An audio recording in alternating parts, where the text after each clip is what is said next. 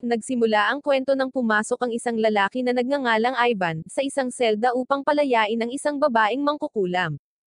Kinikilala siya ng babae bilang isang saint disciple mula sa imperyo, kaya't nagtataka siya kung bakit siya tinutulungan nito, ngunit binigyan siya nito ng pera at sinabihan siyang lumayo.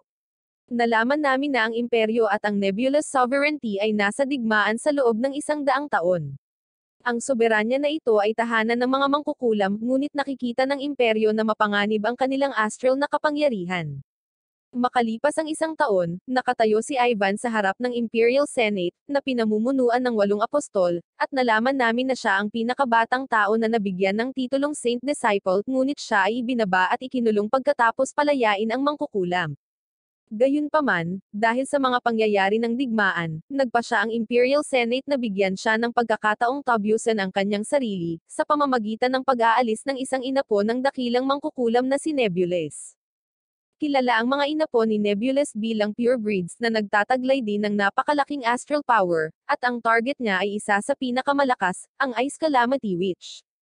Kaya pumayag silang ibigay sa kanya ang anumang kailangan niya. Pinalaya nila siya at ibinalik ang kanyang mga espada, ngunit humiling din na makasama muli ang kanyang koponan.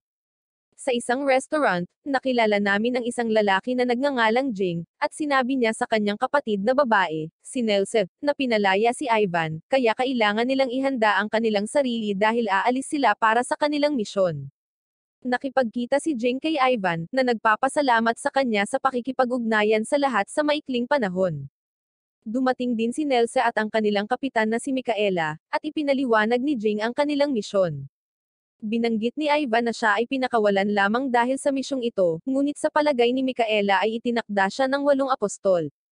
Nalilito siya sa ibig niyang sabihin, at ipinaliwanag ni Micaela kung paano unang nagpakita ang Ice Calamity Witch sa Northern Front kung saan siya mismo ang nakalusot sa kanilang depensa.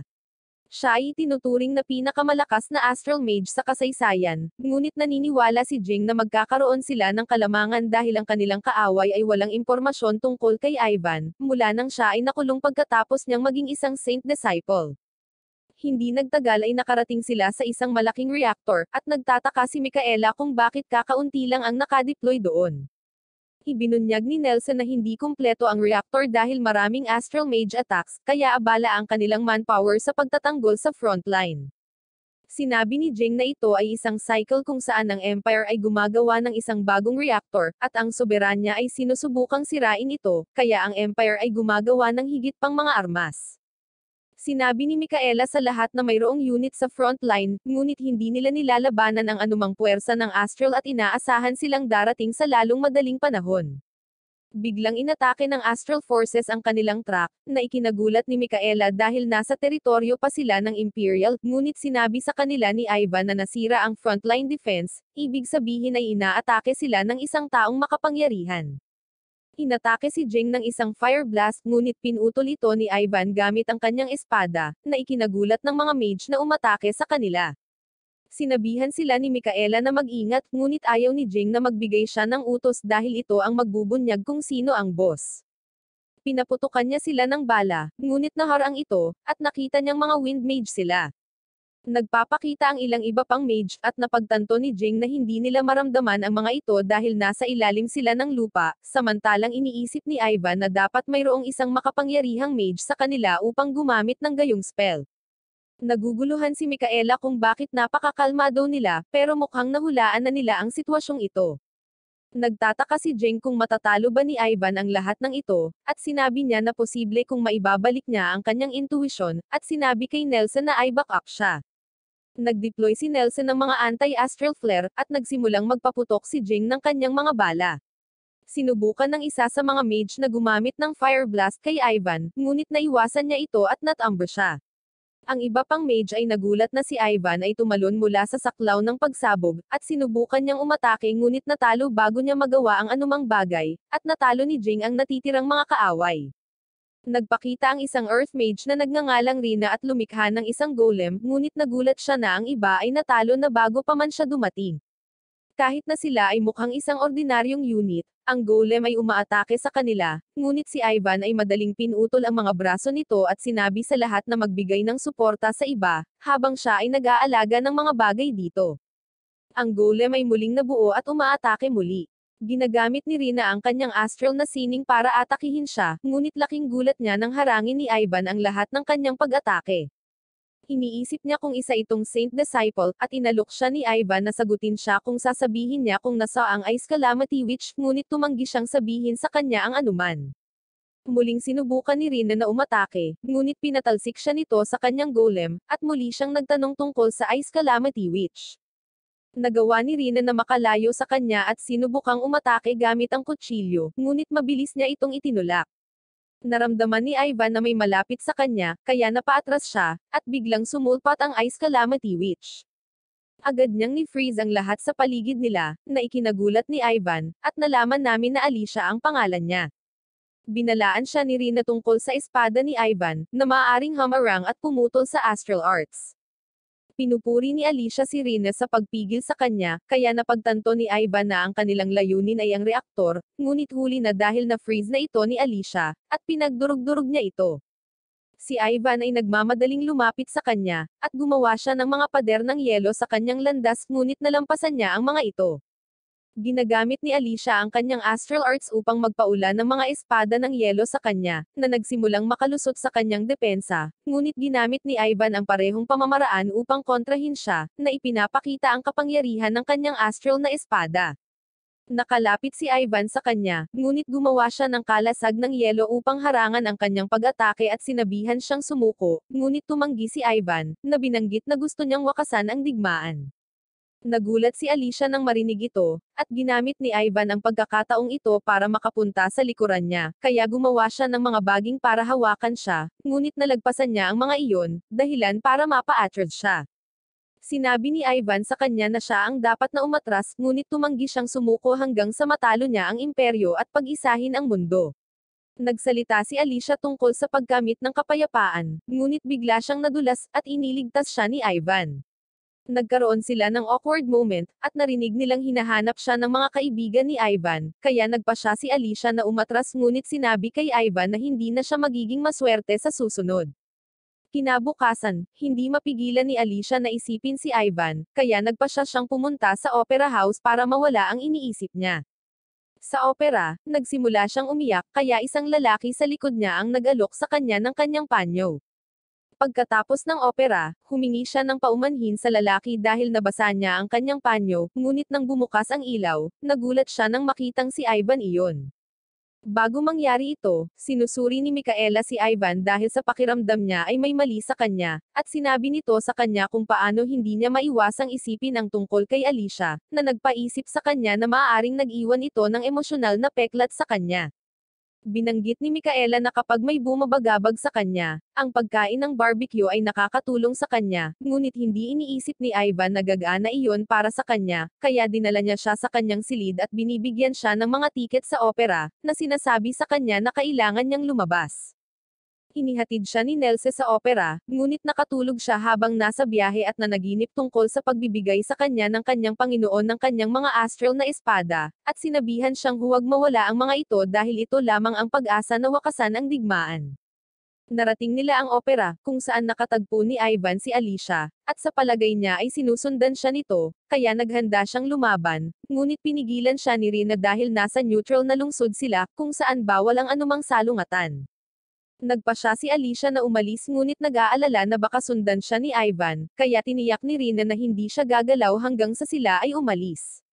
Pumunta sila sa isang restaurant para hindi siya isipin, pero fully booked na ang restaurant kaya pinakiusapan sila na makipag-share sa isang table, at si Ivan pala ang makakasama nila, na nag-assure sa kanila na hindi niya sila sinusundan at ibinunyag na may reservation na siya. Nagpa siya si Alicia na kumain kasama niya dahil mukhang natatakot siya kung aalis siya, ngunit sinabihan niya si Rina na huwag pababayaan ang kanyang pagbabantay. Pareho silang nagpapasya kung ano ang orderin, at sila ay nag-order sa parehong bagay. Iniisip ni Alicia kung mahilig ba siya sa pasta, at kapag nakikita niya itong pinag-uusapan, pakiramdam niya ay alam na alam niya ang kanyang mga gusto, kaya nagsimula silang mag-usap na parang magkaibigan, ngunit pinigilan sila ni Rina na maging pala kaibigan. Sa gabi, hiniling ni Rina kay Alicia na huwag sabihin sa sino man ang nangyari, at nang makita niyang itinatago niya ang panyo ni Ivan, pinayuhan niya itong itapon dahil ito ay pag-aari ng isang kaaway.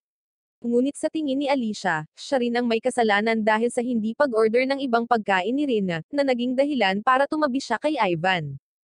Samantala, nanaginip si Ivan na napunta sa isang bumagsak na train na dulot ng mga halimaw, ngunit dumating si Alicia upang iligtas siya. Kinabukasan, si Ivan at ang iba pa ay nasa kalagitnaan ng pagsasanay ng isang babaeng nagngangalang Riza ang hamarang sa kanila. Nagtataka si Jing kung ano ang ginagawa niya dito, kaya ipinahayag niya na sila ay nasa ilalim ng kanyang utos para sa susunod na misyon. Sinabi ni Riza sa kanila na nabasa niya ang ulat ng huling misyon at nakikita niya na ang intuwisyon ng lahat ay matalas, ngunit narinig niya na si Ivan ay nahihirapang matulog, kaya binigyan niya siya ng tiket para sa isang eksibisyon ng sining. Samantala, nakipagkita si Alicia sa kanyang ina, ang Reyna, na nagtanong sa kanya tungkol sa away nila ni Ivan. Sinabi niya sa kanya na ang mga Saint Disciple ay ang pinakamalakas na mandirigma sa imperyo, at nagtataka kung isa rin si Ivan. Ikinuwento niya kung paano nakipaglaban ang kanilang founder laban sa libu-libong sundalo ng Imperial, at talagang buhay pa siya. Siya ay may kambal na kapatid na babae na nagngangalang Nebulous One, na hindi alam ng imperyo, kaya nang masawi si Nebulous One, naisip nila na ito ang dakilang mangkukulam. Ang tagapagtatag ay nasa isang estado ng pagtulog, ngunit nakita nila na ito ay humihina, at ang Reyna ay nagpahayag na ito ay nagsimulang mangyari nang siya ay lumaban kay Ivan. Hindi alam ni Alicia kung ano ang ibig sabihin nito, ngunit binanggit ng kanyang ina na ang astral power ay tumutugon kapag ang host nito ay nasa panganib. Naniniwala siya na ito ay isang senyales na ang founder ay nagising na, ngunit may mga misteryo tungkol sa kapangyarihan ng founder, kaya siya ay may astral institusyon na tumingin sa ang sitwasyon. Pansamantala, ayaw niyang makipag-away si Alicia hanggat hindi pa nila nalalaman ang lahat tungkol kay Ivan. Iniisip ni Rina kung may bumabagabag kay Alicia, kaya binanggit niya na nahihirapan siyang matulog at nagpa siya na kailangan niyang baguhin ang tanawin. Alam ni Rina na gusto niyang pumunta muli sa neutral na lungsod, kaya ipinaalala niya sa kanya ang nangyari noong nakaraan. Hindi iniisip ni Alicia na mauulit iyon dahil wala siyang planong pumunta sa opera, ngunit sa pagpunta niya sa lungsod, nakasalubong niya muli si Ivan. Nagtataka si Alicia kung bakit laging pumupunta ang isang sundalong Imperial sa neutral na lungsod, ngunit sinabi ni Ivan sa kanya na ang art exhibition na pupuntahan niya ay isang artist mula sa Empire. Iniisip ni Ivan kung okay lang sa kanya na tangkilikin ang sining ng isang imperial artist, ngunit naniniwala si Alicia na ang sining ay walang hangganan. Nagpasya si Alicia na pumunta sa kabaligtaran na pupuntahan ni Ivan, ngunit sa huli ay naligaw siya. Nahanap siya ni Ivan at nag-alok na dalhin siya sa eksibisyon, ngunit tumanggi siya dahil magkaaway sila at hindi dapat nakikitang magkasama. Binanggit ni Ivan kung paano niya sinabi sa kanya na walang hangganan ang sining, kaya pumayag siyang pumunta. Nagtataka siya kung bakit niya gusto ang artist, at sinabi ni Ivan na ito ay dahil nakikita niya ang kanyang pagkatao sa pamamagitan ng kanyang trabaho. Pagkatapos ng eksibisyon, binilhan niya siya ng inumin upang pasalamatan siya sa pagpapakita sa kanya ng daan, ngunit nakatulog siya sa kanyang balikat. Si Ivan ay ipinatawag sa Imperial Senate kung saan pinuri nila siya sa pagpigil sa Ice Calamity Witch. Binanggit ni Ivan na nabigo siyang protektahan ang reactor, ngunit sinabi nila sa kanya na hindi niya misyon ang mag-alala tungkol dito, at mas mahalaga ang pagkakaroon ng taong makakalaban sa Ice Calamity Witch. Ibinunyag nila na ang insidente ay nagpaisip sa kanila na ibalik siya bilang isang Saint Disciple. Alam nilang gusto niyang wakasan ang digmaan, at sa pagiging isang Saint Disciple, maaari siyang makipagkita sa emperador, ngunit itinuturing pa rin siyang kriminal kaya kailangan niyang makuha ang pabor ng lahat sa pamamagitan ng pagdakip sa mangkukulam. Humingi si Ivan ng pahintulot kay Micaela na laktawan ang pagsasanay dahil gusto niyang pumunta sa neutral na lungsod, at tinanggap niya ang kahilingan nito sa kondisyon na sasama siya sa kanya. Samantala, sinabi ni Rina kay Alicia na si Ivan ang pinakabatang tao na naging Saint Disciple na ikinatatake ni Alicia kung paanong hindi niya nakilala kung sino siya noong una niya itong nakilala.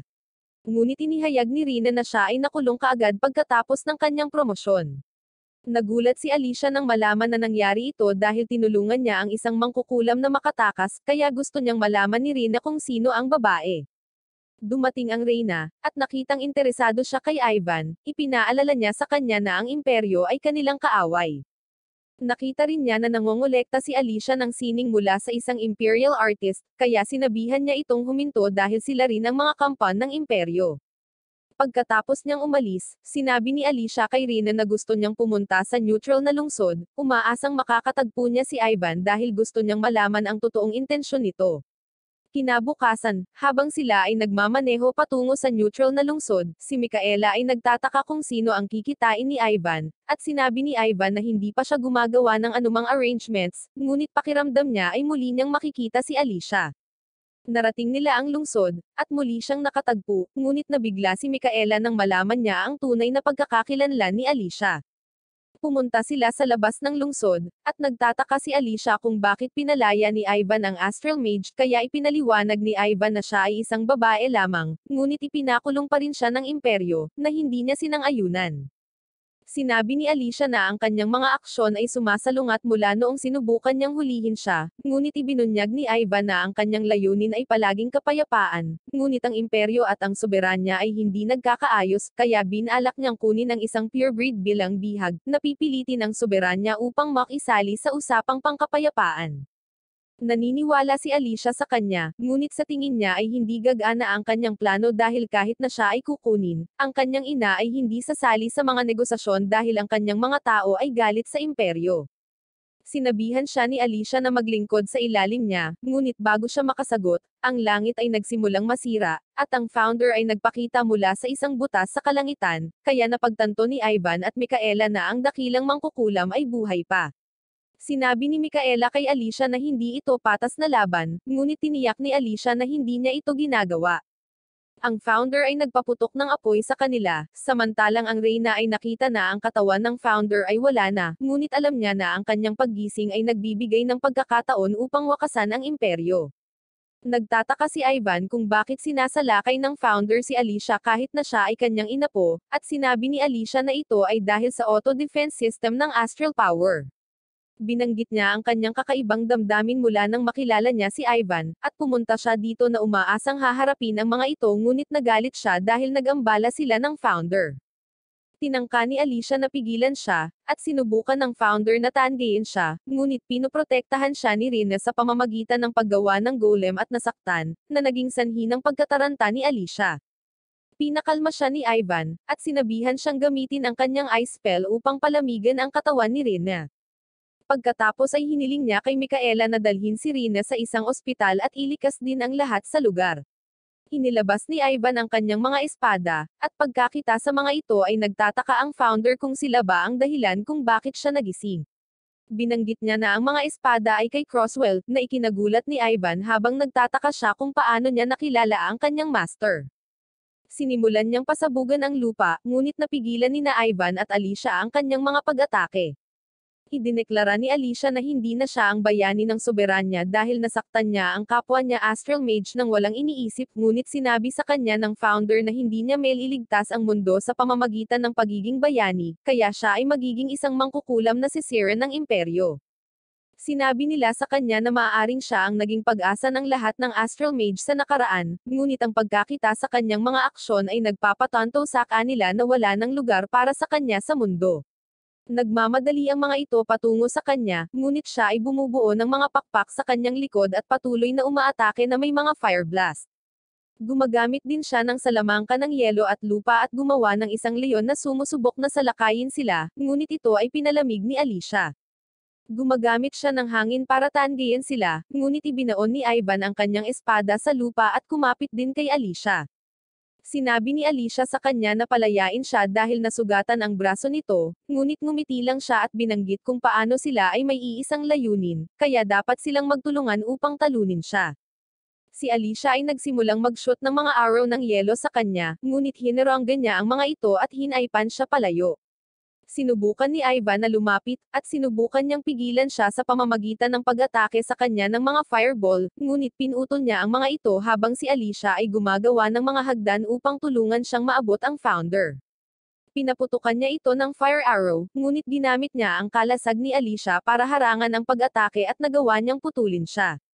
Pagkatapos nito, sinabi ni Ivan kay Alicia na hindi niya matatanggap ang kanyang alok na magtrabaho para sa kanya, na nangangahulugang magkaaway pa rin sila, ngunit pareho silang pagod sa labanan at sumang-ayon na magkaroon ng pansamantalang tigil-awayan sa araw na iyon. Sinabi ni Riza kay Micaela na ang magkasanib na pagsasanay para sa kanilang susunod na misyon ay magsisimula na, kaya dapat nilang i-enjoy ang oras na natitira sa kanila. Si Micaela at ang iba ay pumunta sa isang kasino, at nag-aalala siya na ang misyon ay magiging mapanganib. Nagtataka ang iba kung bakit gustong pumunta ni Micaela sa isang kasino, at ipinahayag niya na gusto niyang manalo ng jackpot at bumili ng tangke para makatakas silang lahat kung may mangyari sa kanilang misyon. Dumating din sina Alicia at Rina sa kasino, at binanggit ni Alicia na wala siyang interes sa pagsusugal. Gusto niyang pumunta sa neutral na lungsod, ngunit alam ni Rina na gusto lang niyang makatagpo si Ivan. Dinadala niya siya upang subukan ang mga slot ngunit maaari lamang niyang isipin ang tungkol sa pagpili ng date para makasama niya si Ivan. Sinabi sa kanya ni Rina na hindi niya kailangang pumili ng isang date tulad ng isang kasal, ngunit ang ideya ng kanyang pagpapakasal kay Ivan ay nagpapamula sa kanya. Pinilit siya ni Rina na maglaro ng mga slot, at nagpa siyang sumama dito dahil sa tingin niya ay hindi siya makakasama ni Ivan dito. Nanalo siya ng jackpot sa kanyang unang pagsubok, at dumating si Nelse upang batiin siya ngunit binanggit kung paano nila gustong bumili ng tangke, kaya nagpa si Alicia na ibahagi ang kanyang mga napanalunan dahil hindi niya kailangan ng pera. Ikinwento ni Nelse sa lahat kung paano ibinahagi sa kanya ng isang magandang blonde na babae ang kanyang mga napanalunan, ngunit naisip ni Ivan na hindi ito si Alicia. Sa kanilang pagbabalik, nadatnan ni Alicia ang isang fortune-telling shop kung saan nagtanong siya kung kailan niya muling makikita si Ivan. Sinabi sa kanya ng may-ari na nasa malapit siya, at binanggit na ang isang matibay na samahan ay nag-uugnay sa kanila na walang sino man ang maaaring sumiro. Pagkatapos niyang umalis, bumisita rin si Ivan sa parehong tindahan kung saan nagtanong siya tungkol sa susunod nilang pagkikita ni Alicia, at sinabi rin sa kanya ng may-ari ang parehong bagay. Samantala, si Riza ay ipinatawag ng Imperial Senate kung saan gusto nilang gamitin niya ang kanyang posisyon bilang kaibigan ni Micaela, para ipadala ang kanyang unit bilang mga reinforcement sa Vortex.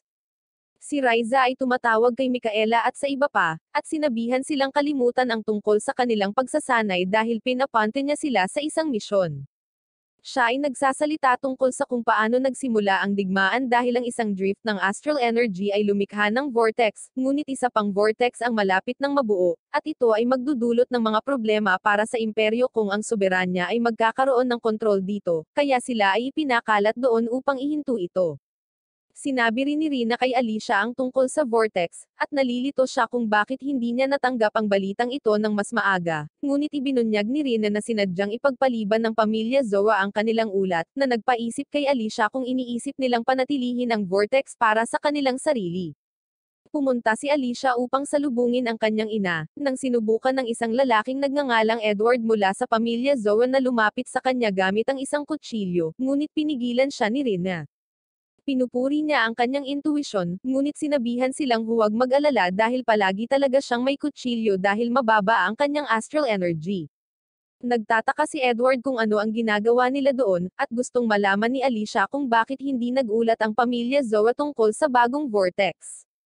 Sinabi niya sa kanya na walang patunay na ito ay isang vortex, ngunit dapat pa rin nilang ipadala ang kanilang mga tropa bilang pag-iingat at sinabing naantala ang kanilang ulat dahil tumagal ito ng oras upang ihanda ang mga dokumento.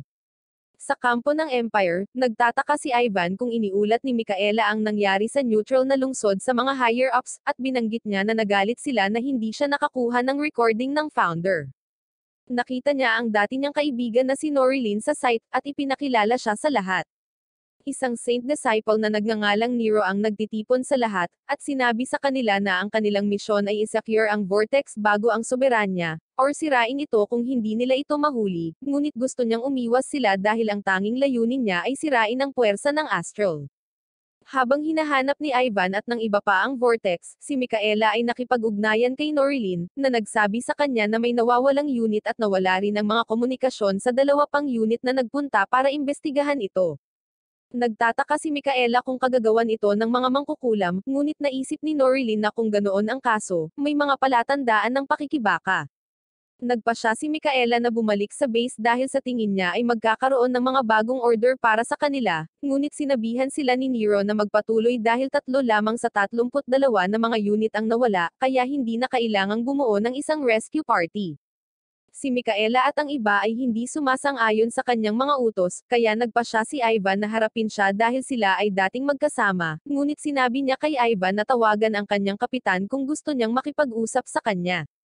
Dumating si Micaela at sinabihan si Ivan na magsasalita siya para sa kanya, kaya ipinahayag niya ang kanyang mga alalahanin, ngunit pagkatapos noon, sinabi ni Ivan kay Nelsa at Jing na walang sinabi sa kanya si Nero, kaya naisip nilang may lihim na operasyon na gagawin sila na hindi nila alam. Samantala, nagpasya din si Alicia na hanapin ang Vortex, at iniisip ni Rina kung pupunta siya nang may pag-asang makakatagpo niya si Ivan, ngunit sinabi niya sa kanya na pupunta siya bilang prinsesa ng maharlikang pamilya. Pumunta sina Alicia at Rina sa Vortex, kung saan dumating din si Edward.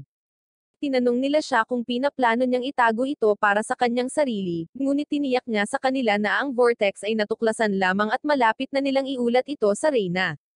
Dumating din ang kanyang pamangkin na si Christina, at binanggit niya na kamag-anak niya si Alicia, ngunit hindi siya nito naaalala. Hiniling niya kay Alicia na umalis sa pagtatanggol sa Vortex sa kanya, at iniisip niya kung sa palagay niya ay sapat na si Christina upang labanan ang hukbo ng Imperial. Naniniwala siyang may talento si Christina na lampasan siya, ngunit gusto pa ring malaman ni Alicia kung ano ang pinaplano ng pamilya Zora. Iniisip ni Alicia kung gusto nilang magsimula ng labanan sa Empire, ngunit binanggit ni Edward kung paano iyon ang pangarap ng bawat Astral Mage. Samantala, binanggit ni Nelson na nagkaroon ng Astral Power Reading sa kanilang base na iba sa Vortex. Nakatanggap si Micaela ng isang tawag na nagsasabi sa kanya na ang mga pagbasa ay mula sa isang astral na sining, kaya napagtanto nila na may nakalusot sa kanilang base at malamang na ang mga nawawalang unit ay inagaw din nila. Sinabi sa kanila ni Micaela na ang kanilang base ay inililipat, ngunit ang kanilang mga utos ay patuloy na hanapin ang Vortex. Nagawa nilang hanapin ang Vortex at iniisip na baka magantimpalaan sila sa unang paghahanap nito, ngunit dumating din ang unit ni Norilyn sa eksena. Sinabi sa kanila ni Norilyn na ang soberanya ay nagtakda na ng isang bitag sa malapit upang hulihin ang sinumang imperial na sundalo, ngunit bigla niyang hinawakan si Micaela na bihag at ipinahayag na siya at ang kanyang koponan ay pawang mga mangkukulam. Iniisip ni Micaela na hindi siya ang tunay na Norilyn, ngunit kinuryent siya at sinabi sa kanya na ito ang kanyang tunay na pagkakakilanlan. Dumating si Nero at tinalo ang lahat ng kaalyado ni Norilyn, ngunit isa sa kanila ang nagpaputok ng apoy upang tulungan siyang makatakas. Tumakbo si Norilyn patungo sa kanyang jeep, at ihahagis na sana ni Nero ang kanyang kutsilyo sa kanya, ngunit pinigilan siya ni Ivan, na nagpapahintulot sa kanya na makalayo. Sinabi niya kay Nero na baka matamaan niya si Micaela ng kanyang kutsilyo, ngunit iniisip ni Nero kung gusto niyang bumalik sa bilangguan dahil lumalaban siya sa kanyang commander. Binanggit ni Jing na alam nila kung saan nagpunta si Norilyn, ngunit sinabi sa kanila ni Nero na ang kanilang misyon ay hindi nagbago, kaya kung ang Vortex ay nahulog sa mga kamay ng soberanya, dapat nilang sirain ito. Sa kabilang banda, binanggit ni Edward kung gaano kaliit ang Vortex, at sinabi sa kanya ni Alicia na iilan lamang sa mga salamangkero ang makikinabang dito. Nagkita sila ni Norilyn, at isisiwalat na ni Micaela na kilala na niya si Alicia, ngunit pinatumba siya ni Rene, sinabi kay Norilyn na mapanganib na magdala ng kaaway sa kanilang base. Napagtanto ni Alicia na ito ang kanyang pagkakataon upang labanan si Ivan, kaya nakuha niya ang lokasyon ng base ng imperyo mula kay Norilyn at tumungo dito kasama si Rene. Sinimulan ng imperyo ang pagpapasabog sa base ng soberanya, na naging dahilan upang si Ivan at ang iba pa ay nagmamadali upang iligtas si Micaela. Nakita ni Ivan na hinihila ni Norilyn si Micaela na parang aso, kaya pinalaya niya ito, na ikinagalit ni Norilyn, at inatake siya ni Norilyn gamit ang kidlat, ngunit madali niya itong hineronggan gamit ang kanyang espada. Dumating si Christina sa eksena, at pinahinto niya ang isang missile na malapit nang tumama sa kanilang base, kaya napagtanto ni Ivan na siya ay isang purebred.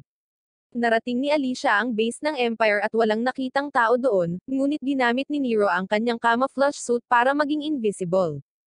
Sinubukan niyang atakihin siya, ngunit nailigtas siya ni Rina. Sa base ng soberanya, gumamit si Christina ng mga tinak upang salakayin si Ivan, ngunit nagulat siya nang makita niyang hineranggan niya ito, kaya't muling ginawa niya ang nawasak na missile at ibinagsak ito sa kanya. Samantala, inatake ni Alicia si Nero gamit ang kanyang mga ice swords, ngunit madali niyang naiwasan ang mga ito. Hinawakan niya ang dalawa sa kanyang mga espada at ibinato pabalik sa kanya, ngunit humakbang si Rina para harangan ang mga ito. Napagtanto ni Alicia na siya ay malakas, kaya nagpa siya siyang ipakita sa kanya ang kanyang tunay na kapangyarihan at pinalamig ang lahat sa paligid niya, ngunit nagawa pa rin niyang makatakas. Nagpa siya si Alicia na bumalik sa kanyang kampo, ngunit nakakita siya ng pagsabog malapit sa vortex. Iniisip ni Christina na napaslang niya si Ivan, ngunit lumabas siya ng hindi armado, kaya napagtanto niya na ang kanyang itim na espada ay maaaring tumagos sa astral arts, samantalang ang kanyang puting espada ay maaaring muling likhain ito. Muli niya itong inatake, ngunit iniiwasan ni Ivan ang mga ito at ginamit ang kanyang hilt para patumbahin siya.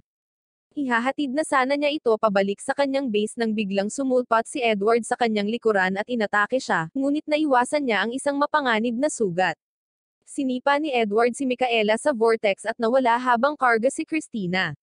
Tumalon si Ivan para iligtas siya, ngunit nakita niyang tumalon din si Alicia sa likuran niya, nag-aalok na iligtas siya sa kondisyon na lalabanan niya siya pagkatapos. Pumayag si Ivan sa mga kahilingan nito, kaya hinawakan niya ang kamay nito habang sinusubukang ilabas ang mga ito. Ang enerhiya ng astral ay biglang tumaas na pumutok sa vortex at nagiging sanhi ng paghihiwalay nila, ngunit kahit papaano ay nakaligtas sila. Nakita ni Rina na hindi mapigilan ni Alicia ang pag-iisip tungkol kay Ivan, kaya pumayag siyang tulungan itong iset up ang kanyang pakikipaglaban sa kanya, at sa palagay niya ay dapat silang patuloy na bumisita sa neutral na lungsod dahil doon sila madalas na nakikipagkita sa kanya. Samantala, humihingi ng paumanhin si Micaela sa lahat para sa lahat ng problemang naidulot niya, ngunit sinabi ni Ivan sa kanya na huwag mag-alala tungkol dito dahil naging maayos ang lahat. Dumating si Raiza at ibinunyag na ang susunod nilang misyon ay ang makalusot sa soberanya at makuha si Queen Nebulous, ngunit sa tingin nila ay nagbibiro siya dahil sa tingin nila ay imposible ito. Gusto nilang malaman kung may plano ba siya dahil mahirap makapasok sa soberanya dahil lahat ng mage ay may astral crest kaya hindi papasukin ang sinumang wala nito, pero ibinunyag ni Raiza na may ibang paraan para makapasok at sasabihin ito sa kanila kapag natapos na nila ang kanilang paghahanda.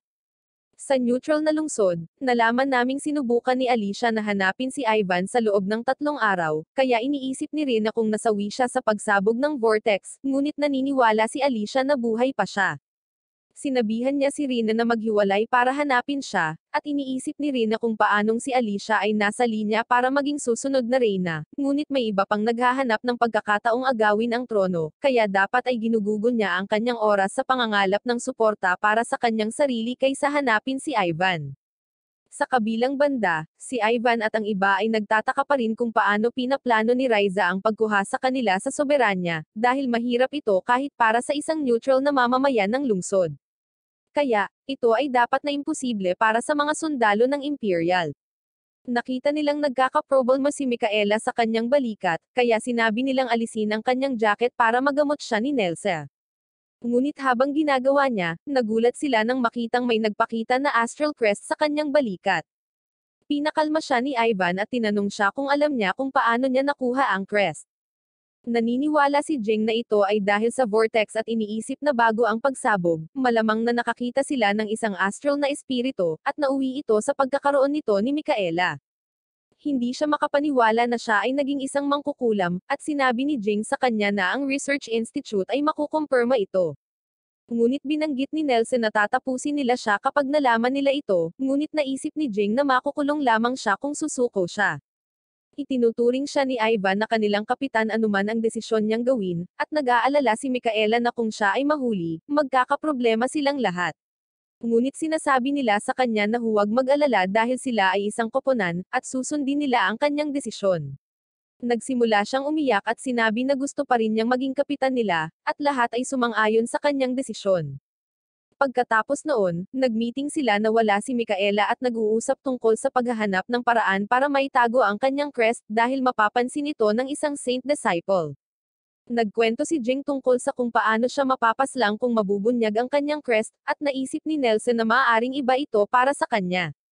Ngunit ipinaalala ni Jing sa kanila kung paano sila nagkaroon ng insidente kay Norilyn, kaya malamang naiisipin nila na isa rin itong especially iya. Kinabukasan, dinala ni Ivan si Micaela sa neutral na lungsod, at humingi ng paumanhin sa kanya dahil sinasabi niya na mukhang sinusubukan nilang itago siya sa iba. Ngunit binanggit ni Micaela kung paanong ito ang tanging lugar na nararamdaman niyang malaya siya, dahil hindi mahalaga ang kanyang crest dito. Iniisip ni Ivan kung ganito kapayapa ang imperyo 100 taon na ang nakalilipas nang sila ay nangingibabaw sa mundo. Ikinuwento niya kung paano sila natakot nang matuklasan nila ang kapangyarihan ng astral kaya sinimulan nilang apihin ang mga mayroon nito, na humantong sa digmaan.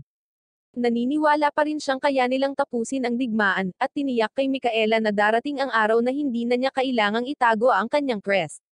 Umalis si Micaela para dalhan sila ng maiinom, ngunit iniisip pa rin ni Ivan kung paano matatapos ang digmaan dahil alam niyang kung makukumpleto niya ang susunod nilang misyon at mahuli ang reyna, hinding-hindi siya pakakawalan ng imperyo, na lalong magpapasigla sa digmaan. Samantala, hinahanap pa rin ni Alicia si Ivan at sa wakas ay nahanap na niya ito, na sinasabi sa kanya na ilang araw na niya itong hinahanap. Sinabihan niya itong umupo sa tabi niya, ngunit tumanggi si Alicia dahil natatakot siyang makita sila ni Rina. Natutuwa siya na hindi siya nasawi sa insidente, at ikinwento niya kung paanong may nangyari sa kanyang unit na gumugulo sa kanya ngunit ayaw nang magsalita pa dahil magkaaway sila. Kaya, binanggit ni Alicia na nasa neutral na lungsod sila at mapagkakatiwalaan siya nito. Pinutol sila ni Rina at pinainom silang dalawa, ngunit habang iniinom ito ni Ivan, nakatulog siya. Inihayag ni Rina na naglagay siya ng pampatulog sa kanyang inumin, at sa tingin niya ay titingnan ito ni Ivan bilang ang soberanya na nagtatangkang lasunin siya, kaya hindi na niya malayang makakausap si Alicia. Himinungkahi ni Rina na kunin siya sa kanilang kustodiya, at si Alicia ay labag sa ideyang ito. Ngunit nang bumalik si Micaela, idineklara ni Alicia na si Ivan ay kanyang kaaway, kaya haharapin niya ito. Si Micaela ay nagmamadaling lumapit sa kanya, ngunit ang kanyang crest ay nagsimulang kumilos. Ginawang yelo ni Alicia ang kanyang landas para pigilan siya, at isinama niya si Ivan. Habang nag-uulat si Riza sa emperador na si Ivan ay dinukot ng ice witch, sa kanilang pagbabalik, inutusan ni Alicia si Rina na huwag dalhin si Ivan sa gitnang lalawigan ng soberanya. Kaya, nagpa siyang pumunta sa pinakamalapit na nebulous territory. Sinabihan ng Imperial Senate si Riza na patuloy na magtrabaho sa kanyang lihim na operasyon, dahil ang pagdukot kay Ivan ay hindi nakakaapekto sa kanilang plano, ngunit sinabihan siya ng emperador na huminto. Nagtataka sila kung ano ang susunod na gagawin, at binanggit ni Riza na si Ivan ay dinala sa Alcatraz kung saan hawak din ang demonyong si Salingo. Kaya, magagamit nila ang pagkakataong ito para palayain siya mula nang siya ay nakulong dahil sa pagkontra sa dating reyna. Nakipagkita si Riza kay Micaela at sa iba pa na nagtataka kung pinahihintulutan silang iligtas si Ivan, ngunit ipinaalala ni Riza sa kanila ang pagsubok sa kapangyarihan ng astral na kailangan nilang ipasa upang makapasok sa soberanya. Naglabas siya ng gadget na naglalabas ng astral energy, at habang inilalapat niya ito kay Nelse, may lalabas na astral crest sa kanyang kamay. Ipinaliwanag ni Riza na ang gadget ay naglalabas ng puro astral na enerhiya upang tatakan ang isang astral crest ngunit ito ay tumatagal lamang ng 1 linggo. Kinuha ni Jing ang gadget at inilapat sa balikat ni Micaela dahil may crest na siya. Sinabihan sila ni Riza na hanapin si Ivan sa Alcatraz pagkatapos makapasok sa soberanya, at gagamitin ng iba pang mga unit ang pagkakataon na pumuslit sa palasyo at makuha ang reyna. Sa kabilang banda, naabot ni Alicia at ng iba pa ang Alcatraz ngunit sinimulan ni Alicia na sundutan si Ivan upang makita kung siya ay talagang natutulog. Isang pusa ang tumakbo sa harap ng kanilang sasakyan, na humantong kay Ivan na bumagsak sa kanyang katawan, na naging dahilan para mahiya siya. Nagising si Ivan, na ikinagulat ni Rina dahil ang pil na ibinigay nito sa kanya ay dapat magpapatulog sa kanya hanggang sa susunod na araw. Binanggit ni Alicia na siya ay nasa kanyang kustodiya at ito ay kanyang sariling kasalanan sa pag-inom ng juice, ngunit si Ivan ay nadismaya na siya ay gumamit ng gayong maruming panlilinlang upang mahuli siya. Binanggit ni Alicia na kumilos si Rina sa kanyang sarili, ngunit sinisisi din siya ni Rina sa pagkahulog sa kanyang panlilinlang. Pumunta sila sa isang silid ng hotel, at sinabi ni Rina kay Ivan na siya ay nasa soberanya kung saan wala siyang kakampi, kaya walang saysay na sumigaw para sa tulong. Ibinunyag ni Rina na nag-book siya ng isa pang silid at iminungkahi na panatilihing nakadina si Ivan, ngunit tumanggi si Alicia sa kanyang ideya dahil ayaw niyang isipin ng mga tao na hindi maganda ang pakikitungo niya sa kanyang mga bilanggo. Hindi siya maaaring payagan ni Rina na manatili sa parehong silid na kasama niya, kaya hiniling niya sa kanya na manatili sa presidential suite habang nananatili siya kay Ivan. Si Micaela at ang iba pa ay nakapasok sa soberanya, at sila ay nakipag-ugnayan kay Riza na nagpapaliwanag kung paano ang lalawigan ay isang sektor ng bilangguan na umuunlad, sa pamamagitan ng pagkuha ng pera mula sa ibang mga bansa upang aipakulong ang kanilang mga nahatulan. Nagtataka si Jeng kung ang mga kriminal ay astral mages, at sasabihin na sa kanila ni Riza ang tungkol kay Salinggo, ngunit pinigilan niya ang sarili. Binigyan niya sila ng mga tagubilin kung saan sila pupunta, at nang makarating sila sa lokasyon, nagulat sila nang makita si Riza doon na nagsasabi sa kanila na maghanda na pumunta sa Yugen Prison Tower dahil doon nakakulong si Ivan. Sa hotel, kumuha si Rina ng kutsilyo at hiniwa ang kanyang kamay, na ikinagulat ni Ivan, kaya ipinaliwanag niya kung ano ang magiging hitsura nito kung paano siya sinubukang salakayin nito, na magpapakita kay Alicia na siya ay isang mapanganib na sundalo ng Imperial na dapat makulong. Inatake niya siya ng kutsilyo, na sinasabing siya ang pinakamalaking hadlang sa landas ni Alicia, kaya kailangan siyang isakripisyo para sa kanya upang magkaisa ang mundo.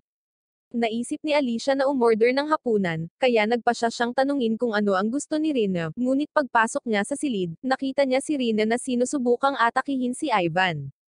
Sinabi niya kay Rina na nakabalik na si Alicia, at sa palagay niya ay sinusubukan lang niyang gambolain siya, ngunit nabigla siya nang pigilan siya ni Alicia.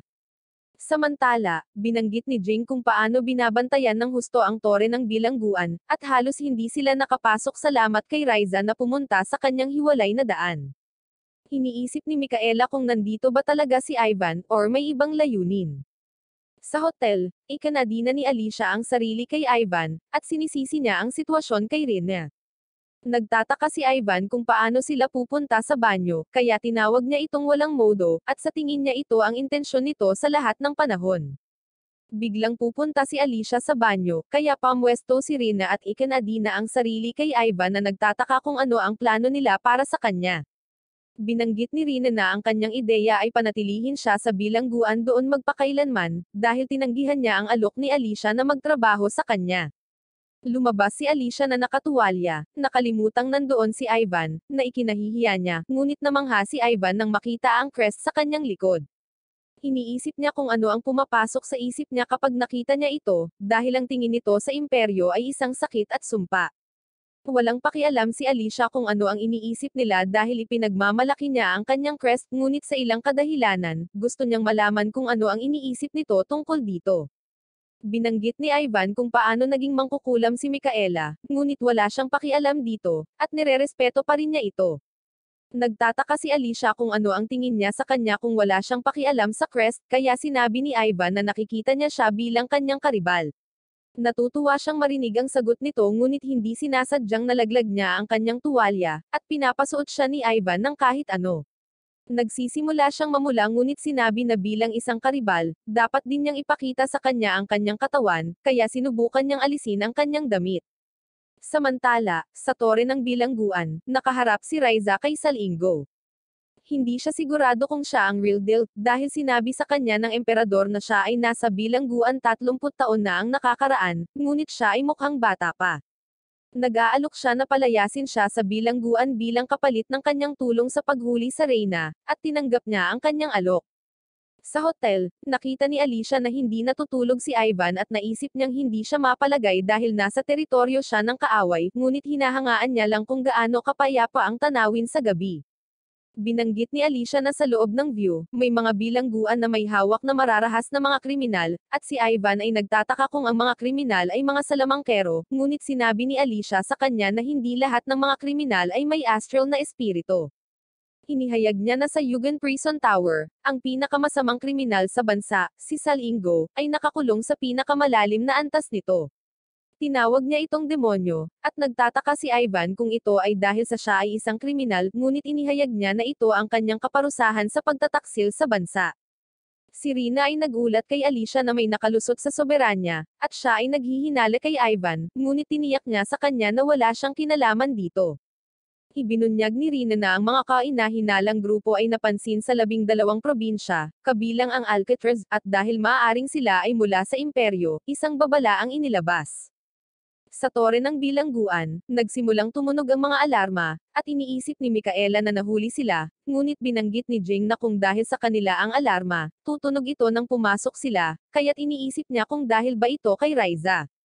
Ang Tore ay biglang nagsimulang manginig, at sila ay nakipag-ugnayan kay Raiza na nagsabi sa kanila na ang tunog ay dahil sa isang astral na espiritu na nagbubutas sa tuktok. Tinanong siya ni Micaela tungkol kay Ivan, kaya sinabi niya na wala siya roon, ngunit may nakita siyang demonyong nag-aamok, kaya sinabihan niya silang umatras. Nagtataka si Nelsa kung ginamit sila ni Raiza bilang decoy, ngunit naisip ni Jing na dapat silang tumuon sa pagtakas ng hindi nahuhuli. Iniulat ni Rina ang pagsabog sa tore ng bilangguan, at na narinig ng mga gwardya ang dagandong malapit sa selda ni Salingo, kaya nagpa siya si Alicia na pumunta sa tore dahil kung makatakas si Salingo pupunta siya para sa astral spirit ng kanyang ina. Sinabi ni Alicia kay Ivan na hindi niya maipaliwanag ang lahat kahit na ito ay magpapagaan sa kanyang pakiramdam.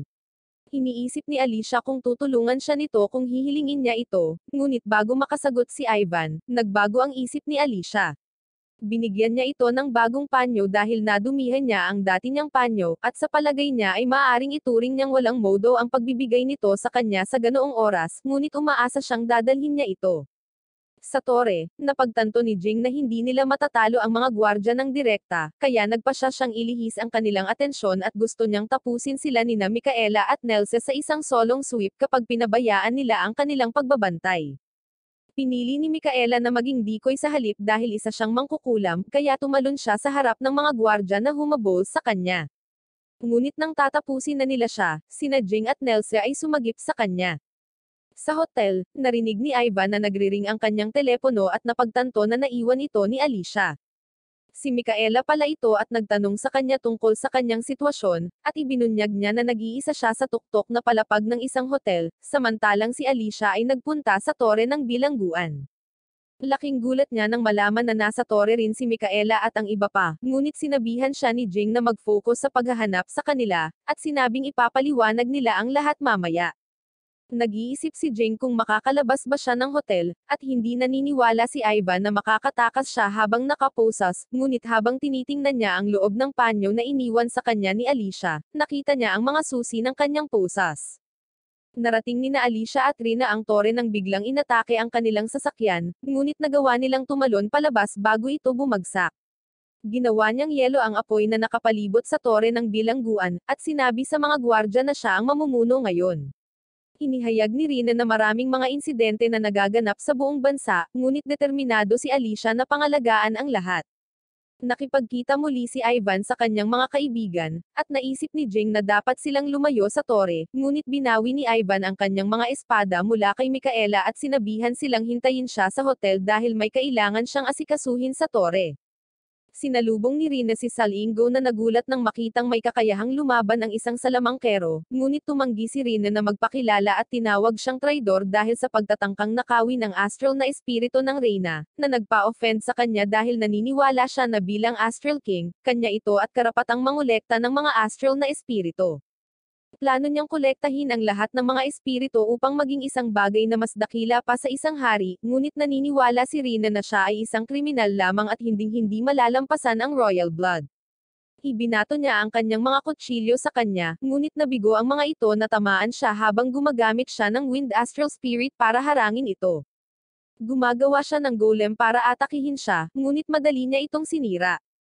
Sinubukan ni Rina na gamitin ang mga debris upang takpan ang kanyang katawan, ngunit ibinalik niya ito sa kanya at ibinunyag na ang Earth Astral Spirit na taglay niya ay pagmamay-ari ng isang purebred, kaya hindi siya nakipagsapalaran laban sa kanya. Napansin niya kung paano ang kasalukuyang mga royal ay walang kalooban na palakasin ang kanilang mga astral na espiritu, ngunit nilalayon niyang maging mas mahusay. Naglunsad siya ng hindi nakikitang pag-atake upang tapusin siya, ngunit si Ivan ay dumating upang iligtas siya at hineranggan ang pag-atake. Nag-aalok si Ivan na labanan si Salingo sa kondisyon na kapag siya ay manalo, hindi siya pipigilan ni Rina at ang kanyang mga kaibigan na bumalik sa imperyo, ngunit nalilito si Salingo kung bakit sinusubukan siyang pigilan ng isang tao mula sa imperyo. Samantala, isang mayordomo na nagngangalang Swaro ang nag-uulat sa kapatid ni Alicia tungkol sa pagtakas ni Salingo, at kung paano nanguna si Alicia, ngunit naniniwala siyang hindi nagkataon na naroon siya.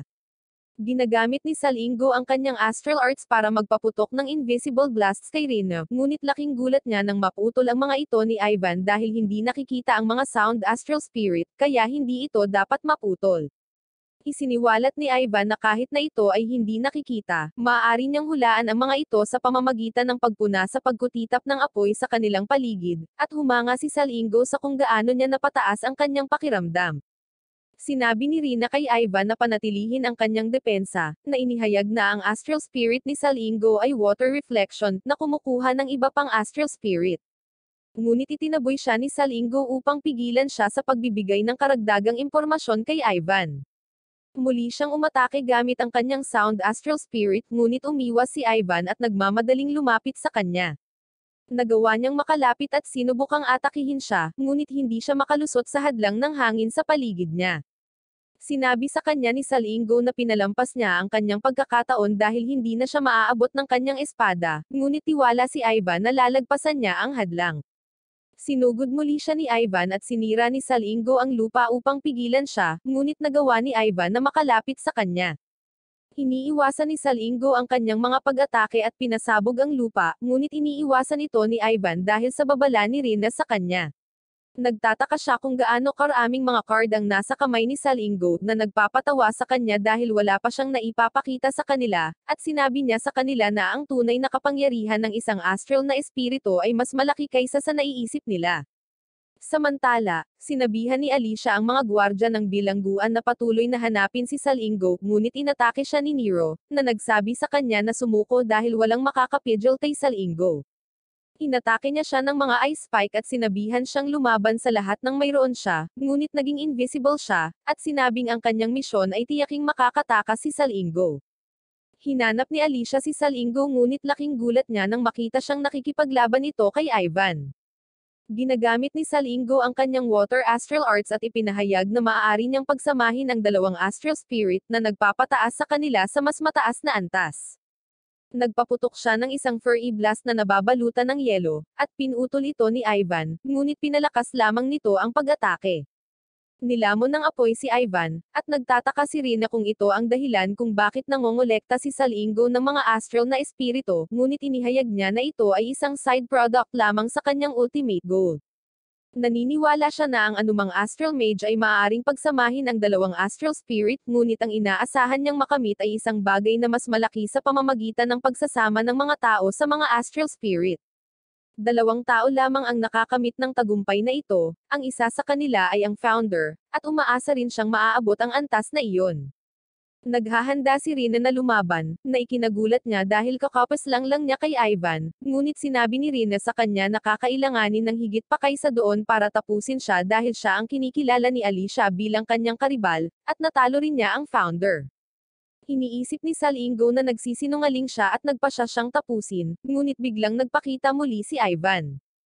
Nagulat siya na nakaligtas si Ivan, kaya ipinakita niya ang mga kakayahan ng kanyang mga espada, kaya napagtanto ni Salingo na tinakpan niya ang sarili sa yelo upang makaligtas sa pag-atake.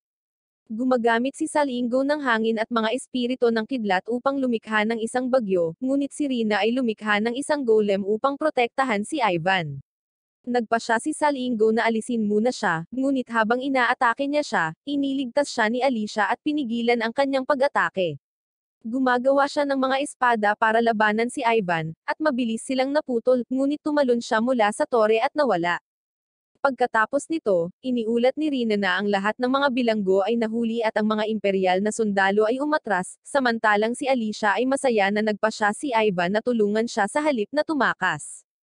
Sa kabilang banda, nalaman namin na ang taong nakalaban ni Alicia ay si Ryza, na nagdisguise bilang si Nero. Nakilala niya ang totoong Nero, na nagpahayag na 2 espesyal na unit ang nakalusot sa gitnang lalawigan, na nagbibigay sa kanila ng kakayahang panoorin ang palasyo. Si Ivan at ang iba ay madaling nakaalis sa soberanya, at napapansin niya kung paano normal na kumikilos si Micaela, na nagpapaisip sa kanya kung ang problema sa kanyang crest ay nalutas sa kanyang pagkawala. Nagsimulang magpanik si Micaela dahil nakalimutan na niya ito, ngunit nangako si Ivan na tutulungan siyang makahanap ng solusyon. Samantala, pinuri ni Alicia si Rina para sa kanyang pakikipaglaban, ngunit binanggit niya na hindi niya mahahawakan ang sitwasyon kung wala si Ivan. Iniisip siya ni Alicia, at sinabihan siya ni Rina na huwag sabihin ang kanyang pangalan, ngunit pinahahalagahan niya ang pagliligtas nito sa kanyang buhay at kinilala siya bilang karibal ni Alicia. Nakita ng kapatid na babae ni Alicia na nag-uusap sila tungkol kay Ivan, at nalaman namin na siya ang salamangkero na pinalaya ni Ivan mula sa bilangguan, ngunit hindi niya iniisip na si Alicia ay nagsasalita tungkol sa parehong tao. Nagulat sina Nero at Riza sa emperador, at sasabihin na niya sa kanya ang tungkol sa kasalukuyang sitwasyon ni Salingo, ngunit wala siyang pakialam dito. Binanggit niya kung paano sinusubukan pa rin ng 8 apostol na mahuli ang isang purebred, at iniisip ni Riza na mapipigilan niya sila, ngunit sa palagay niya ay hindi sulit ang kanyang oras dahil mas interesado siya sa katotohanan na ang isang astral na prinsesa ay umibig sa isang imperial na sundalo. Nalaman namin na ang pangalan ng kapatid ni Alicia ay Cynthia at pinapatawag na siya ng kanyang ina, na nag-uutos sa kanya na pumunta sa independenteng bansa ng Elsemer dahil nabalitaan nilang nagtatrabaho sila sa imperyo, at kailangan niya itong malaman kung totoo ito. Tinapos ni Ivan ang kanyang pisikal na pagsubok at nakipagpulong sa iba, na binanggit na kailangan nilang suriin ito muli pagkatapos ng 1 linggo upang matiyak na mawawala ang kanilang astral crest. Isang miyembro ng medical team na nagngangalang Mitch ang dumating kasama si Riza, kaya nag-aalala sila na baka nalaman niya ang tungkol sa crest, ngunit ibinunyag niya na masyado silang nagsusumikap. Pinag-uusapan niya kung paano sila sunod-sunod na kukuha ng mga mapanganib na takdang aralin, at kung malalaman ito ng publiko, magtataas ito ng mga katanungan sa paggawa ng desisyon ng punong tanggapan, ngunit naisip ni Riza na kailangan lang nilang huwag mahuli. Nagtataka si Nelsa kung ano ang ibig sabihin ng lahat ng ito, at sinabi ni Mitch sa kanila na kailangan nilang magbakasyon dahil hindi sila makakapagtrabaho sa susunod na 60 araw. Pagkaalis nila, masaya si Micaela dahil madidelay din ang kanilang astral crest checkup, na nagbibigay sa kanila ng mas maraming oras para harapin ito, at nagpasya silang umalis muna sa imperyo. Samantala, nababagot si Alicia sa paggawa ng mga papeles at gusto niyang gawin ang isang bagay na kapanapanabik, ngunit binanggit ni Rina na nagkaroon siya ng higit sa sapat na kaguluhan ilang araw lang ang nakalipas. Nakarinig sila ng tunog na hudyat ng pagbabalik ng isang tao, at naisip ni Alicia na para ito sa kanyang kapatid na si Elena, kaya naisip ni Rina na ang kanyang kampanya upang makakuha ng mas maraming botante sa kanyang panig ay dapat na maayos dahil nakabalik siya kaagad. Nagpasya silang puntahan at batiin siya, at naabutan nila si Cynthia, ngunit tumalikod siya sa kanila, kaya nabanggit ni Rina kung paano siya ibang tao sa mga araw na ito dahil mas energetic at masayahin siya noon. Hindi na ito kakaiba kay Alicia dahil nagiging awkward na ang mga pangyayari sa palasyo, na pinag-uusapan ng mga ministro kung sino ang susunod na reyna. Dahil sa kapaligiran, gusto pa nga ni Alicia na umalis sa palasyo, ngunit sinabi ni Rina sa kanya na hindi niya magagawa dahil ang mga makapangyarihang salamangkero ay natipon sa gitnang lalawigan, at plano ng reyna na italaga sila sa buong bansa dahil sa banta ng pagsalakay ng imperyo. Iniisip ni Alicia na ito ay higit na nagpapatunay na dapat siyang umalis, ngunit sinabi sa kanya ni Rina na pupunta na si Cynthia, kaya kailangan niyang manatili dito. Naghanda si Cynthia na pumunta sa Elsemer, at iniisip ni Swaro kung okay lang siya sa kanya bilang bodyguard niya, ngunit binanggit niya na siya lang ang mapagkakatiwalaan niya sa palasyo. Iniisip niya ang kanyang panaginip kung saan may humahabol sa kanyang ina, at naniniwala siyang malapit na itong magkatotoo. Nakipagkita si Elena kay Edward at binanggit na may malapit sa kanila na nagtatrabaho para sa imperyo. Nagtataka si Edward kung mayroon siyang anumang patunay, kaya sinabi niya sa kanya na ang tao ay hindi pa ganap na naging kampan ng imperyo, ngunit hindi niya maaaring hayaang magpatuloy ang mga bagay na ganito, kaya tinulungan siya ng mga ito. Tinatanong niya kung sino ang tao. Sa kabilang banda, si Ivan at ang iba ay pumunta sa Elsemer para sa kanilang bakasyon, at iniisip niya ang tungkol sa paghahanap ng solusyon para sa crest ni Micaela, ngunit nagpasya silang i-enjoy ang kanilang oras at pumunta muna sa beach. Nang maglaon, hinimatay si Micaela pagkatapos uminom ng beer, kaya hiniling ni Nelsa kay Jing na dalhin siya sa silid ng hotel habang sila ni Ivan ay maghahapunan para sa lahat. Pumunta muna siya sa banyo, at nakatagpo ni Ivan si Cynthia, at pareho nilang nakilala ang isa't isa, ngunit pagbalik ni Nelsa, nawala siya. Samantala, si Alicia ay pagod sa pagtatrabaho, ngunit binanggit ni Rina na may isa pang function kung saan kailangan niyang batiin ang lahat ng mga bisita. Dumating ang kanyang ina at dinala siya sa silid ni Cynthia, ngunit bago pumasok, nagkwento siya tungkol sa kung paano niya gustong kumilos sila bilang royalty, ngunit bilang isang ina, gusto niyang malaman kung ano ang nangyayari sa kanilang buhay. Binanggit niya kung paano si Cynthia ay palaging nananatili sa kanyang silid sa buong araw, na ikinabahalin niya, kaya gusto niyang pumunta sa kanyang silid at alamin kung ano ang nangyayari. Habang tumitingin sila sa paligid ng silid, nagulat si Alicia nang makakita ng pahayagan tungkol sa oras na nakulong si Ivan dahil sa pagpapalaya sa isang mangkukulam, na nakapagtataka sa kanya kung paano siya nakilala ni Cynthia. Dinala ni Cynthia si Swallow sa lugar kung saan niya nakatagpo si Ivan, at ginamit niya ang kanyang kapangyarihan para i-replay ang nakaraan. Nagtataka si Swallow kung talagang plano niyang humingi ng tulong sa kanya, ngunit sinundan ni Cynthia ang hologram ni Ivan upang makita ang hotel na tinutuluyan niya. Binanggit ni Swallow na ito ay karaniwan, na nangangahulugang wala siya sa isang misyon mula sa imperyo, dahil kung iyon ang kaso, siya ay mananatili sa isang mas maganda na lugar. Nagpasya si Cynthia na ituloy ang kanyang plano, kaya palihim siyang pumasok sa silid ni Ivan, ngunit mabilis niya itong pinabagsak, sa pag-aakalang siya ay isang assassin. Ngunit mabilis niyang nakilala siya, at hiniling niya sa kanya na samahan siya sa soberanya. Iniisip ni Rina na iniimbestigahan ni Cynthia si Ivan, na ikinagulat ni Alicia kung nakita niya silang magkasama sa neutral na lungsod dahil sa kanyang kapangyarihan, ngunit binanggit ni Rina na ang kanyang espiritu ay nakakakita lamang sa loob ng 300-meter radius. Iniisip ni Alicia na maaaring narinig ni Cynthia ang pag-uusap nila tungkol kay Ivan, at iniisip ni Rina kung pinaghihinalaan niyang konektado si Alicia sa imperyo. Sa hotel, humingi ng paumanhin si Cynthia kay Ivan sa paglusot sa kanyang silid, at hindi rin nagpasalamat sa kanya nang iligtas siya nito. Upang ipakita ang kanyang pasasalamat, nag-aalok siya na ibigay sa kanya ang kanyang pulse errors, ngunit tumanggi itong kunin. Sinabi sa kanya na hindi ito ang dahilan kung bakit siya iniligtas. Sinasabi ni Cynthia kung paano nawala ang kanyang karangalan at katayuan para sa pagliligtas sa kanya, kaya ipinangako niyang ibabalik sa kanya ang lahat kung sasama siya sa kanyang soberanya.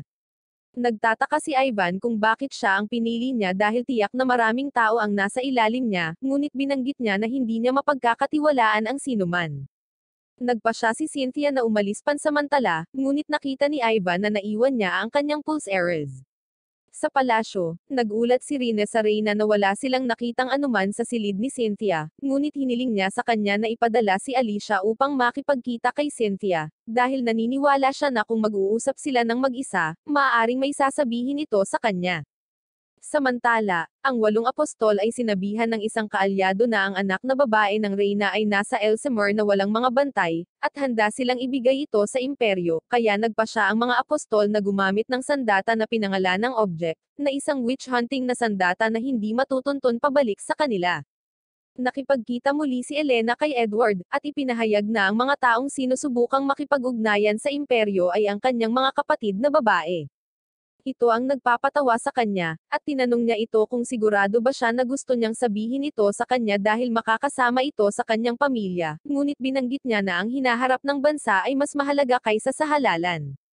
Nagtataka si Edward kung paano niya ito matutulungan, at binanggit niya kung paano niya tungkulin na protektahan ang bansa, ngunit pagdating ng panahon, maaaring hindi niya magawa ang tama dahil sa nararamdaman niya sa kanyang mga kapatid, kaya gusto niyang husgahan niya sila ng patas. Pumunta si Alicia sa Elsinore, at binanggit ng kanyang gabay sa bus ang tungkol sa isang higanteng hayop na kilala bilang basilisk sa disyerto, ngunit sinabihan ang lahat na huwag mag-alala kahit na makatagpo nila ito dahil may sakay silang hunter. Iniisip ni Alicia kung paano siya hindi bumiyahe ng ilang taon, nang biglang huminto ang bus dahil may mga higanteng bakas ng paa sa kanilang dinadaanan. Pumunta siya upang siyasatin ang mga ito ngunit napagtanto na hindi sila mula sa basilisk, at naamoy niya ang langis ng makina. Sa kabilang banda, nagpasya si Ivan na palitan ang kanilang hotel, at binanggit ni Micaela na masaya siya sa kanilang tinutuluyan, ngunit sinabi niya sa kanya na sinusubukan lang niyang maging matipid dahil maaari silang manirahan sa isang katulad na hotel sa mas mababang presyo. Narating nila ang kanilang bagong hotel, ngunit hiniling ni Ivan sa kanila na magpatuloy nang wala siya dahil kailangan niyang makipagpalitan ng pera.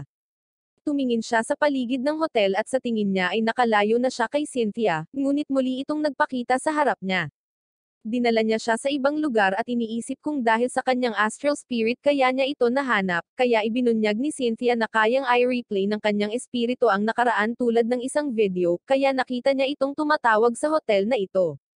Ngunit tinanong siya ni Ivan kung okay lang ba siya sa pagbibigay ng ganoong kritikal na impormasyon sa isang imperial na sundalo.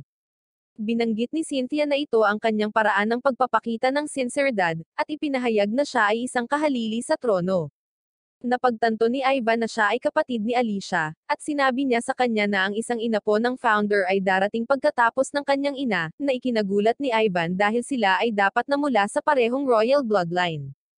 Binanggit niya na ang tao ay hindi habol ang soberanya, ngunit nais ng isang bagay na mas nakapipinsala dahil kung ang reyna ay masawi, ito ay magreresulta sa isang todong digmaan laban sa imperyo. Nais ng tao na gamitin ang pagkalito upang maalis ang maharlikang pamilya, at natutunan niya ang lahat ng ito gamit ang kanyang kapangyarihang astral, ngunit hindi niya alam kung sino ang taong iyon, kaya naman hindi niya mapagkakatiwalaan ang sinuman. Nakarating si Alicia sa lungsod at hinanap ang hotel ni Cynthia nang makasalubong niya si Swaro, na nagsabi sa kanya na nawalan siya ng kontak sa kanya. Sinabi ni Ivan kay Cynthia na hindi siya makakasama sa kanya, at ibinunyag niya na ang kanyang layunin ay wakasan ang 100 taong digmaan sa pamamagitan ng paggawa sa dalawang bansa na makisali sa usapang pangkapayapaan, ngunit sinabi ni Cynthia sa kanya na ang kanilang mga tao ay hinding-hindi patatawarin ng imperyo para sa kung ano ang ginawa sa kanila. Biglang sumulpot si Edward kasama ang kanyang mga tauhan, at sinabihan siya ni Cynthia na huwag magdesisyon dahil sinusubukan lang niyang kunin si Ivan para tumulong sa paghahanap ng isang taksil, ngunit sinabi ni Edward na si Cynthia ang nagtaksil sa soberanya. Naglabas siya ng recording device, at napagtanto ni Cynthia na wala siyang pakialam sa katotohanan pero gusto lang niya ng leverage na makakatulong sa pamilya Zora sa halalan. Nagtataka si Ivan kung bakit niya ito ginagawa dahil magkakampi dapat sila, at gusto niyang pakinggan nito ang pangangatwiran nito, ngunit wala siyang pakialam dahil krimen ang ginawa nito. Inutusan ni Edward ang kanyang mga tauhan na hulihin siya, kaya sinubukan niyang tumakas ngunit biglang inatake ng object. Sinubukan ni Ivan na pigilan ang mga tauhan ni Edward ngunit inatake siya nito nang dumating din si Jing at ang iba pa. Naalala ni Micaela na siya ang sumipa sa kanya sa vortex, at nagtataka siya kung bakit siya naruroon, ngunit binanggit ni Edward na wala siyang oras upang makipag-usap. Hiniska ng object ang nakapalibot na astral na enerhiya at nakita rin ang astral crest ni Micaela, ngunit inuuna ang pagkuha kay Cynthia. Sinubukan niyang tumakas, at pinaputukan ng mga salamangkero ang object, ngunit wala itong epekto dahil madali silang tinataboy nito. Naabutan nito si Cynthia at naghahanda na mag-shoot ng energy blast habang iniisip ni Edward na kahit may mga hindi inaasahang tao, magagawa pa rin niya itong pabor sa kanya. Nagpaputok si Jing ng warning shot sa kanyang paanan, para pigilan siya sa pagtakbo, ngunit napapansin niya kung paano niya gustong bawiin si Cynthia, at nalilito siya kung bakit paprotektahan nila siya. Ngunit binanggit ni Jing na gusto nilang maghiganti para sa pagsipa niya kay Micaela sa vortex. Inutusan niya ang kanyang mga tauhan na umatake, at nagsimula silang magpaputok sa kanila, ngunit sa palagay ni Micaela ay hindi sila makakalaban doon dahil sila ay nasa isang neutral na bansa. Ngunit walang pakialam si Edward dahil ang lahat ay isisisi sa matatalo. Ang object ay nagpaputok ng energy blast kay Cynthia, ngunit pinutol ito ni Ivan sa kalahati, at sinabihan siya ni Nelson na pigilan ito bago nito ibalik ang impormasyon sa Empire. Sinabihan niya si Ivan na bigyan siya ng sapat na oras, kaya inaatake niya ito, ngunit hindi matusok ng kanyang mga espada ang panlabas na layer nito, at ibinagsak siya nito pabalik gamit ang buntot nito. Nagmamadali itong pumunta kay Cynthia, ngunit muli siyang iniligtas ni Ivan, na ikinalito niya kung bakit niya ito tinutulungan dahil hindi niya ito magiging kakampi. Ngunit binanggit ni Ivan ang pagkakaroon ng mga dahilan na hindi niya masabi sa kanya. Nagpaputok si Nelson ng mga missile sa object, at nang makita ang pagsabog, nagpasya sina Micaela at Jing na tulungan sila, ngunit nagpakita sa likod ni Jing si Edward at sinimulang salakayin siya gamit ang kanyang kutsilyo. Nahawakan ni Jing ang kanyang kamay, ngunit inilipat niya ang kutsilyo sa kanyang kabilang kamay at pinutol ang kanyang braso. Nakita niyang hindi na magagamit ni Jing ang kanyang sniper rifle ngunit naglabas siya ng pistol at pinaputukan siya. Gayunpaman, sinuwerte si Edward, at tinamaan ng bala ang recorder sa kanyang bulsa, ngunit sinisira din nito ang tanging ebidensyang mayroon siya laban kay Cynthia. Nagsimula siyang magbuhos ng gasolina sa paligid nila at inutusan ang kanyang mga tauhan na sunugin ito. Ngunit ang kanilang mahika ay hindi gumagana. Nakaramdam siya ng hangin at napagtanto niya na galing ito kay Micaela, at nagulat siya na naging mangkukulam ito pagkatapos mahulog sa vortex. Habang siya ay ginulo, si Jing ay namamahala sa kanya na maati, nabasag ang kanyang maskara, kaya nagpa siya siyang umatras. Samantala, lumilipat ang object sa pangalawang pinagmumulan ng kapangyarihan nito at nagsimulang magtipon ng liwanag habang naghahanda itong umatake. Nalilito si Nelsa kung ano ang liwanag na ito, at inihayag ni Cynthia na ito ay astral energy, kaya nagtataka si Ivan kung ano ang nasa loob ng katawan ng object. Pinaputok nito ang pag-atake na sumisira sa lahat ng bagay sa landas nito, ngunit nagawa nilang maiwasan ito. Gayunpaman, nabigla sila nang magsimula itong mag-reload upang muling umatake. Sinubukan ni Nelson na magpaputok ng higit pang mga missile, ngunit sinisira nito ang mga ito bago ito maabot. Sinabi sa kanya ni Ivan na makipagkita kay Jing at Micaela at lumikas sa lugar dahil kumakalat ang apoy mula sa pag-atake. Nagmamadaling tinungo ito ni Ivan, ngunit hindi siya makalapit upang umatake, kaya ginamit ni Cynthia ang kanyang astral powers para i-replay ang sandstorm na nangyari doon. Ang bagyo ay nagsisilbing takip ng usok, na nakalilito sa object, at ginamit ni Ivan ang pagkakataong ito para atakihin ito. Nahulog ang object, at iniisip nila na sa wakas ay tapos na, ngunit may ibang lumabas sa katawan nito at hinawakan si Cynthia. Sinubukan ni Ivan na pigilan ito, at wala siyang kalaban-laban, ngunit lumapit si Alicia sa kanya at itinali ito sa kanyang ice vines. Iniisip niya na ito ay isang astral na espiritu, na nagpaisip kay Ivan kung ano ang pinaplano ng imperyo sa gayong sandata. Itinali ito ni Alicia gamit ang kanyang ice vines at lumikha ng mga platform ng pangangailangan para maabot ito ni Ivan, ngunit bago niya ito ma-atake, nakawala ito. Nagpaputok ito ng energy blast sa kanila, ngunit hinaranggan ito ni Alicia sa pamamagitan ng paggawa ng isang kalasag. Nagsisimula itong sirain ang lahat ng bagay sa kanilang paligid, at nagpasya silang magtulungan, ngunit hindi pa rin sila nakakalapit dito. Kaya gumawa si Alicia ng ice wall para protektahan sila. Inihahanda nila ang kanilang mga panghuli na pag-atake habang ang espiritu ay lumusat sa pader, at pinagsasama-sama nila ang kanilang mga kapangyarihan, na nalulupig ang pag-atake ng espiritu, at ginagawa nila itong alikabok. Pinalaya si Cynthia, at nang magising siya, iniisip niya kung ano ang relasyon ni Alicia kay Ivan, ngunit sinabi niyang hindi niya ito kilala. Alam ni Cynthia na nagsisinungaling siya, kaya tinawag niya si Ivan na kanyang pangarap na lalaki, ngunit narinig niyang hinahanap siya ng kanyang mga kaibigan at ginamit niya ito bilang dahilan upang makalayo sa mahirap na sitwasyon.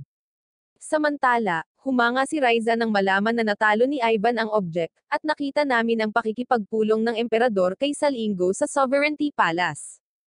Hinarap ng Reyna si Elena para sa paglabas ng impormasyon tungkol kay Cynthia, at iniisip niya kung siya nga ba ang tunay na Elena.